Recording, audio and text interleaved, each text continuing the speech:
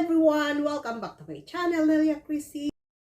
Today, I'm going to cook turmeric beef soup.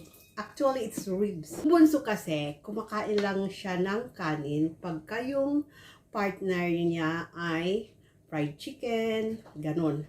At saka itong lahat na pagkain na may turmeric, he liked it.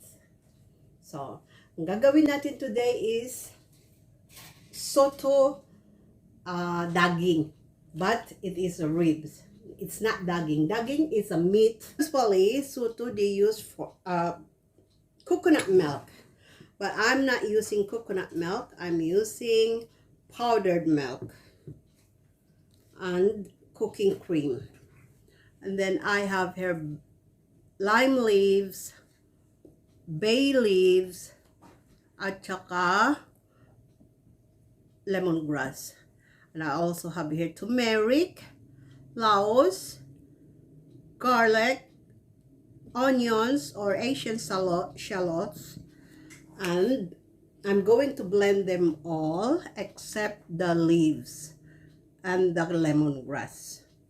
And I also have here carrots and potatoes. Going to fry them first before mixing into the soup.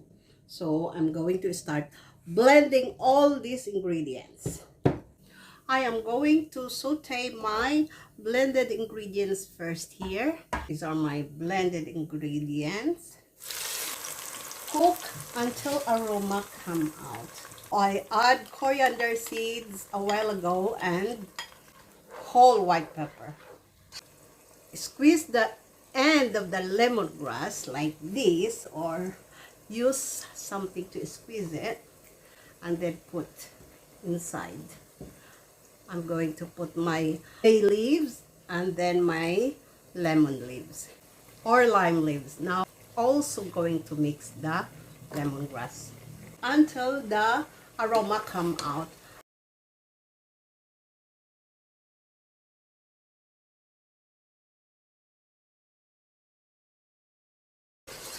This soup, guys, is very familiar here in Indonesia.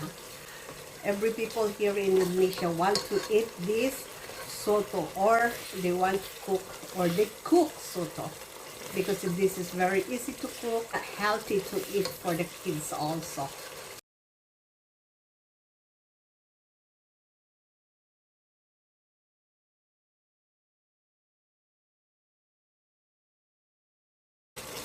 Those ingredients that I use, those are the main ingredients that we use every day here.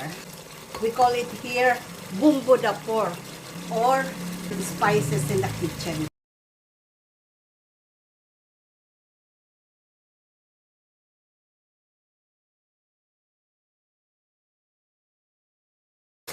Tips: you can also use these guys to cook your chicken. This represents as your curry paste, or if you want to fry the chicken or barbecue chicken, this is the main ingredient, like turmeric barbecue chicken or turmeric fried chicken. And so you can use this. The reason why I have to cook this properly and until the aroma come out, because the turmeric a while ago was fresh.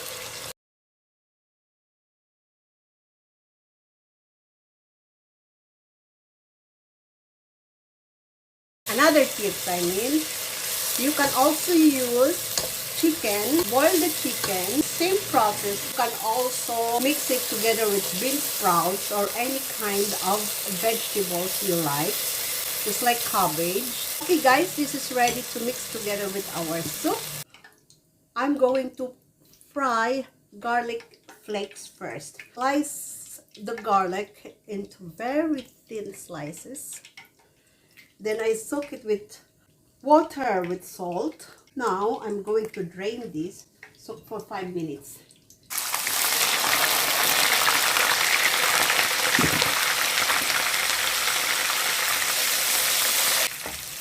Keep stirring, guys, to avoid burning your garlic.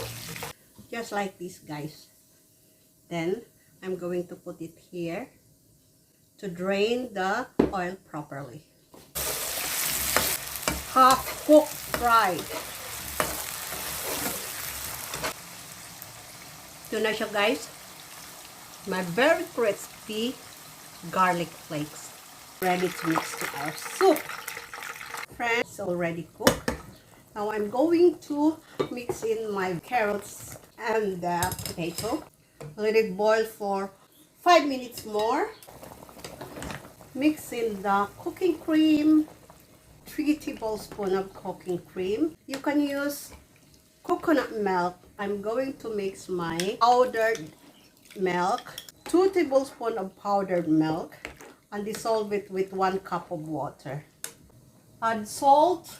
And I don't need to add pepper anymore because I already put pepper in my soto paste a while ago. This is ready, guys. Going to taste, okay? It is really yummy. Garnish with garlic flakes. And you can put that also later. Friends, here it is. My beef turmeric soup. Or beef ribs turmeric soup. Can't wait for the taste test. Ayan. Lagay na natin. If you are using fresh turmeric, madagta siya guys ha. You just have to be very patient, but it will go away when you wash your hands or you wash your dishes with soap. So I'm going to mix it with white vermicille. I wash my hands already, so I don't need to use plastic. I boiled a couple of eggs or 3 eggs. You can eat together with these two.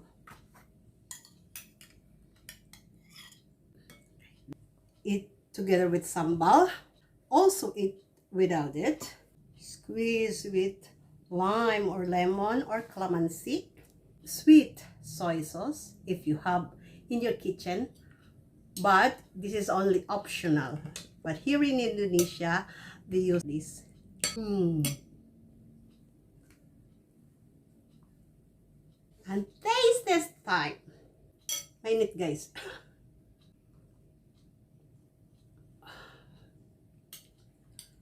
Really, really yummy. Kaya pala gustong-gusto nila ito mag-daddy.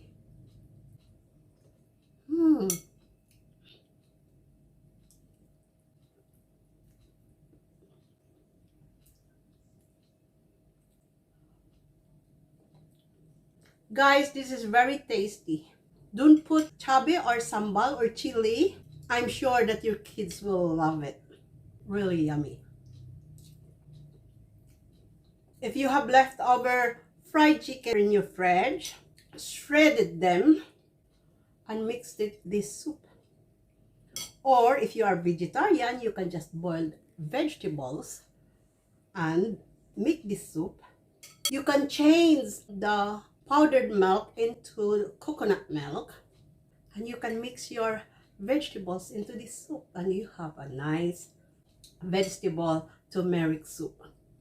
You can eat just with or white vermicille, or you can eat with rice. Guys, if you like this video, don't forget to like, comment, subscribe. And don't forget to ring the notification bell so you won't miss my next video. Thank you for watching. Bye.